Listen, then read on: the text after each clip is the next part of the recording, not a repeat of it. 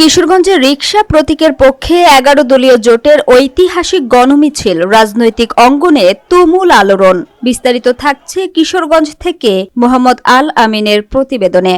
কিশোরগঞ্জে জামায়াতে ইসলামী, NCP ও বাংলাদেশ খেলাফত মজলিস সহ 11 দলীয় জোটের উদ্যোগে অনুষ্ঠিত হয়েছে ইতিহাসের অন্যতম বৃহৎ গণমিছিল। 11 দলীয় জোটের প্রার্থী হেদায়াতুল্লাহ হাদির রিকশা প্রতীককে কেন্দ্র করে আয়োজিত এই গণমিছিল কিশোরগঞ্জের রাজনৈতিক অঙ্গনে ব্যাপক আলোড়ন সৃষ্টি করেছে।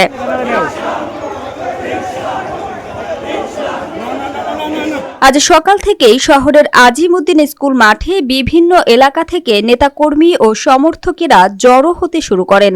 পরে সেখান থেকে রিকশা মার্কার পক্ষে এক বিশাল গণমিছিল বের হয়। মিছিলটি কিশোরগঞ্জ শহরের গুরুত্বপূর্ণ সড়ক প্রদক্ষিণ করে।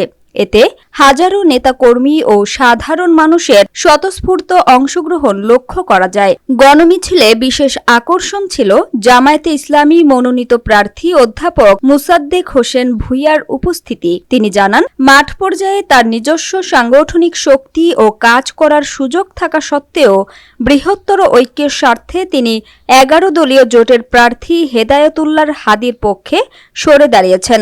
আমাদের সর্বশেষ দিন আজকের পর থেকে আর কোনো শোডাউন, প্রচারণা প্রকাশ্যে করা যাবে না। এই দৃষ্টিকোণ থেকে আসলে আমাদের কোনো পূর্বে কোনো রকম প্রস্তুতি ছিল না। ভাবছিলাম 10 তারিখে করবো, পরবর্তীতে খোঁজখবর নিয়ে দেখা গেল যে না, আজকে লাস্ট ডেট। সেই হিসেবে দ্রুততার সাথে অল্প সময় নিয়ে আমরা প্রোগ্রামটা করেছি, তাও সকালবেলা।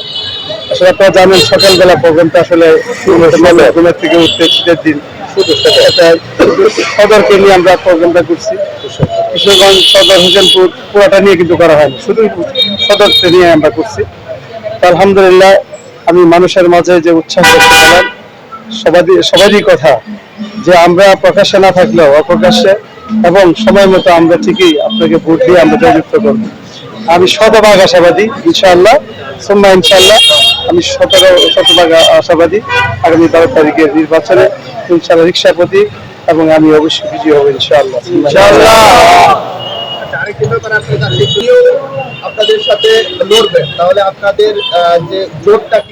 রাজনৈতিক বিশ্লেষকদের মতে তার এই সিদ্ধান্ত জোটগত ঐক্যের একটি শক্ত ও তাৎপর্যপূর্ণ বার্তা বহন করে। অবস্থায় আছেন, কারণ 11 দলীয় জোটের মধ্যে ওনারা উনি আছেন, বাকি 10 দল ওনার সাথে নেই।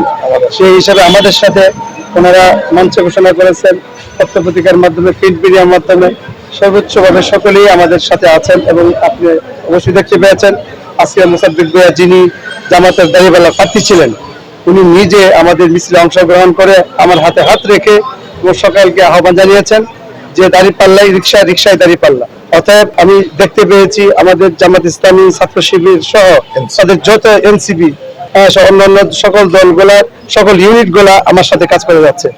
অতএব গণমিছিলে আরও চমক সৃষ্টি হয় যখন অধ্যাপক মোসাদ্দেক হোসেন ভূঁইয়া ও 11 দলীয় জোটের প্রার্থী হেদায়াতুল্লাহ হাদি একই রিকশায় চড়ে মিছিলে অংশ নেন।